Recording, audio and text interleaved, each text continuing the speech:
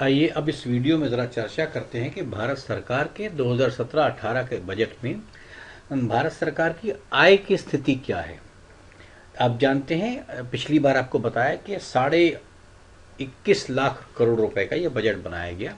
आइए इसकी आय को हम समझते हैं कि भारत का ये 21,50,00,000 करोड़ रुपया भारत सरकार को मिलता कहाँ कहाँ से है। और ये जो आपके सामने चक्र बना हुआ है ये भारत के बजट की वेबसाइट का दिया हुआ चक्र है। मतलब ये मेरा नहीं है, मेरा इंटरप्रेट किया हुआ नहीं है, भारत सरकार का दिया हुआ बजट है, लेकिन मैं उसकी कुछ विश्लेषण आपको बता रहा हूँ।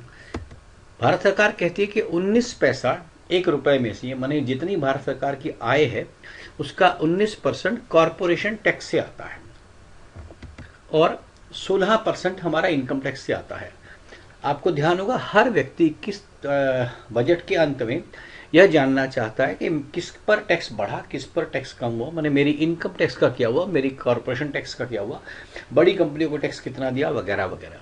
पर आप जरा कल्पना करके देखें, ये दोनों मिला करके कुल 35% भारत की सरकार की आय का हिस्सा बनते हैं। बाकी 65% के ऊपर को हम जोर देते ही नहीं, क्योंकि शायद हमारी सोच वहां तक जाती ही नहीं। तो 35% आय कॉरपोरेशन और इनकम टैक्स से आती है, जो एक्चुअली में सरकार की आय कही जा सकती है। अगला कस्टम ड्यूटी, जिससे 9% पैसा मिलता है। अब ये कस्टम ड्यूटी किस बात की है? बाहर से जितना भी सामान आप आयात करते हैं उसके ऊपर सरकार कुछ शुल्क लगाती है, सीमा शुल्क कह सकते हैं उसको, कस्टम ड्यूटी कहते हैं। उसके ऊपर सरकार अपने बजट का 9% पैसा वहां से लेती है। इसका अर्थात भारत सरकार की 21,50,00,000 करोड़ की आय में लगभग आप देख सकते हैं 2 लाख करोड़ रुपया भारत सरकार को कस्टम से मिलता। मतलब भारत कितना अधिक आयात करता है। ये भारत के लिए कोई खुशी की बात नहीं है। हम जितना आयात करते हैं हमको उतने डॉलर का प्रयोग करना पड़ता है, अपने आप को एक्सपोर्ट की दुष्चक्र में फंसना पड़ता है। इसके लिए ये बहुत कम होनी चाहिए, लेकिन इसकी भी सीमा, मतलब जितना भी सामान आ रहा है उसकी कस्टम ड्यूटी को एक लिमिट से ऊपर नहीं सरकार बढ़ाती है। कारण यह है कि अगर आप कस्टम ड्यूटी को बढ़ा देंगे तो इंपोर्ट हो जाएगा कम और डोमेस्टिक इंडस्ट्री की चांदी हो जाएगी। लेकिन यहां पर नियम देखिए, हम आयात शुल्क को हमेशा एक लिमिट से ऊपर नहीं कर सकते, बिकॉज WTO की शर्तों में ऐसा प्रावधान सरकार ने साइन किया है। इस कारण हमारा आयात बढ़ता जा रहा है, डोमेस्टिक इंडस्ट्री मार खाती जा रही है, और इसीलिए आप कुछ भी शब्द इस्तेमाल करें, अनएम्प्लॉयमेंट हमारे देश में बढ़ता ही जाएगा। हमें ये कस्टम ड्यूटी को कम करना चाहिए मात्रा में, और इनका रेट बढ़ाना चाहिए। माने 9% हमारी इनकम हो बेशक हो, लेकिन हमारी कस्टम ड्यूटी का रेट बढ़े ताकि हमारा मटेरियल कम आए और डोमेस्टिक इंडस्ट्री प्रोटेक्ट हो सके। आगे देखिए, एक्साइज ड्यूटी, इसको हम उत्पाद कर कहते हैं। जितना भी सामान प्रोडक्शन में बनता है उसके ऊपर उत्पादन के बाद जो एक्साइज ड्यूटी लगती है वो 14% है। तो आप देख सकते हैं ये कस्टम ड्यूटी और एक्साइज मिलकर 23% और हो गया। 35% आप पहले कर चुके थे और 23% आपने और बढ़ दिया, मतलब अभी 58% के आसपास आपने सरकार की इनकम करी है। फिर अब ये नया सर्विस टैक्स जो पिछले लगभग 20 सालों से आया है, 10% वो भी निकलने लगा है। आज से 20 साल पहले सर्विस टैक्स नहीं था, आपको ध्यान होगा। आप करते करते 14-15% की रेट पर रख के ये इतना आ गया। ये भी सरकार को टैक्स देना जो आपके हाथ में नहीं है। फिर आता है नॉन टैक्स रेवेन्यू। ये नॉन टैक्स रेवेन्यू क्या होता है?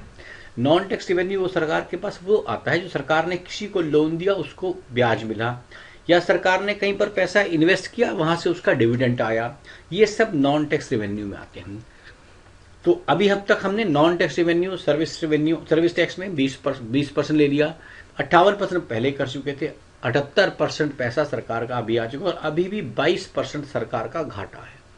ये जो 22% का घाटा है ना, ये बात समझिए सबसे महत्वपूर्ण घाटा है, और इसके लिए सरकार किस किस पचड़े में अपने आप को डालती है इसका आप अंदाजा नहीं लगा सकते।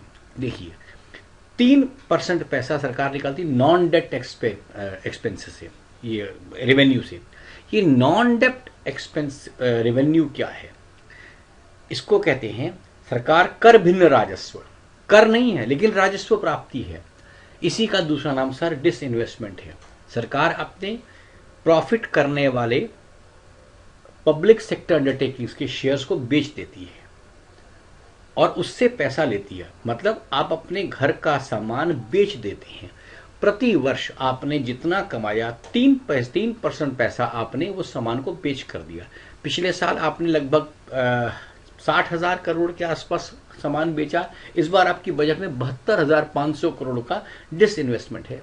क्या मतलब इस साल 72,500 रुपए की सरकार अपनी पूंजी जगत फैक्ट्रियों में लगा पैसा वो बेचेगी पब्लिक सेक्टर अंडरटेकिंग का। मेनली आप ये समझिए, क्योंकि अब लोग कहते हैं कि पीएसयू चल नहीं रही। देखिए एक बात समझिए, जो पीएसयू चल नहीं रही है उसे कोई भी नहीं खरीदेगा। जिस पब्लिक सेक्टर अंडरटेकिंग में प्रॉफिट है वही बिक सकता है, नुकसान वाला कोई नहीं खरीदेगा। तो इसलिए ये नॉन डेट में हमारा 72,500 करोड़ रुपए इस पर सरकार ने हमारा डिसइन्वेस्टमेंट करके बेचना है। और उसके बाद आप देखिए सबसे बड़ा अमाउंट है बोरोइंग्स का। ये बोरोइंग्स क्या है? ये आपके नए कर्जे हैं। आज के 21.5 लाख करोड़ में लगभग 5.5 लाख करोड़ रुपए का कर्जा है। माने आप जितना पैसा कमा रहे हैं उसका लगभग 25% के आसपास, 1/4 आप सिर्फ बाहर से नया कर्जा ले रहे हैं। 3% आप बाहर को अपना सामान बेच रहे हैं। तो बेसिकली ये पैसा जो आ रहा है इसका 1/4 बजट जो आपका वो इस रूप से है कि वो आपके ऊपर इतना बड़ा बर्डन बन रहा है जो किसी भी हालत में आपके काम का नहीं। अब इसके खर्चे पर भी जरा अगली बार विचार करेंगे, पर एक बात समझ ले, जितना आप बोरोइंग्स ले रहे हैं, जैसे 19 पैसा आपने बोरोइंग्स लिया, आप 18 पैसा इसका इंटरेस्ट दे रही हैं। माने आपके पास नेट इनकम सिर्फ 1 पैसे की है। और उसके चक्कर में आपने क्या किया, 19% नई बोरोइंग्स ली, 3% आपने अपने असेट्स को बेचा, अपने घर का सामान बेचा, तब जाके आपका खर्चा चला। ये बहुत ही भयावह स्थिति है बजट की। सीधे साधे शब्दों में आप इसको समझने का थोड़ा प्रयास करें। इस वर्ष पूरे बजट में क्या है, बोरिंग्स देखिए 5,46,532 करोड़ रुपया। 21,46,000 करोड़ में आपने लगभग 25%। और डिसइन्वेस्टमेंट कितनी है, 72,500 करोड़ रुपया। इसमें आपको दूसरी बात यह समझनी चाहिए कि इस समय हमारा जो ये बोरिंग्स वगैरह बन रहा है ये लगभग 19% बनता है। इसके साथ एक और शब्द होता है जिसको इस बार इन्होंने बजट में आराम से गायब कर दिया, जिसको डेप्ट सर्विसिंग कहते हैं। डेप्ट सर्विसिंग का मतलब होता है आप पिछला कर्जा चुकाइए, ये एक्सपेंसेस में आएगा, और कुछ पिछला मूलधन भी चुकाइए। तो बेसिकली आपके पास जो पैसा आ रहा है उसमें नई इनकम में लगभग 19% पैसा आप नया कर्जा ले रहे हैं। अब कुल 20 साल पुराना आंकड़ा समझिए, क्योंकि 20 साल से पुराना बजट सरकार ने वेबसाइट पर डाला नहीं है। मैं कुछ और आंकड़ा दूंगा तो आपको लगेगा शायद मेरे खुद का बनाया हुआ, इसके लिए आपको बताना चाहता हूं। आज से कुल 20 साल पहले 1997 के अंदर हमारा बजट कुल 2,32,176 करोड़ का था। 2.32 लाख करोड़ रुपए का हमारा बजट था। आज बजट 21.5 लाख करोड़ रुपए है। 20 साल में हमारे बजट की मात्रा 10 गुना बढ़ गई सर, 10 गुना। आप इसको इन्फ्लेशन वर्ड बोलें, जो मर्जी बोले, उसके भी कारण आपको बताऊंगा ऐसा क्यों हो रहा है एक वीडियो में। पर अभी के लिए समझिए 2,32,176 करोड़ रुपया आपका बजट था, जिसमें आपके पास कर्जा था 34,450 करोड़ रुपए का। माने 20 साल पहले आपकी कुल आय का 14.5 या 15%, और टू बी वेरी प्रिसाइज 14.8% पैसा आप नया कर्जा लेते थे। आज आप 19% नया कर्जा ले रहे हैं, और अगर स्टेट शेयर को हटा दें तो लगभग 25% आप नया कर्जा ले रहे हैं। पहले 15% नया कर्जा था, मतलब 100 रुपए की कमाई 1997 में आपकी होती थी तो 15 पैसे का आप कर्ज लेते थे, 15 रुपए का कर्ज लेते थे। आज 100 रुपए की कमाई में आप 25 रुपए का कर्ज ले रहे हैं। आप समझिए जब ये कर्जा बढ़ता जाएगा किसी ना किसी को तो चुकाना पड़ेगा। हम नहीं चुकाएंगे, हमारी पीढ़ियां चुकाएंगी। कोई इस पर चर्चा नहीं करता, कोई सोचता नहीं इसको कैसे हटाया जाए। मुझे तो आतिफ असलम का एक गाना था जो मुझे आज भी इसकी 2 लाइनें याद आ रही हैं। हम किस गली जा रहे हैं, अपना कोई ठिकाना नहीं है, हमको पता ही नहीं लग रहा। आज ये करोड़ों रुपए के मामला 25% आपका आज नया कर्जा आ रहा है, अगली बार बढ़ते बढ़ते आएगा तो आपका जीवन चलेगा कैसे, इस पर जरा और विचार करें। अगली बार मैं इसी बजट के एक्सपेंसेस की बात करूंगा कि हम एक्सपेंडिचर कहाँ कहाँ करने वाले हैं, तब आपको फिर याद कराऊंगा। जैसे 19 पैसा इन्होंने बोरिंग्स में दिखाया और 18 पैसा इंटरेस्ट में दिया। ध्यान दीजिए मूलधन नहीं है, ये इंटरेस्ट है। मूलधन तो वापस अभी आपने 1% किया। इस हद से आप जा रहे हैं, आप कहाँ और किस जगह खड़ेंगे। हमारे लिए बहुत ज़रूरी है हम अपने इंपोर्ट को कम करें, एक्सपोर्ट को बढ़ाएं, लेकिन नॉट एट दी कॉस्ट के डॉलर कम हो जाए हमारा।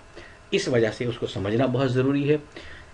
इस वीडियो को सुनने के लिए बहुत बहुत धन्यवाद। आपको ठीक लगे तो औरों को भी बताएं। धन्यवाद।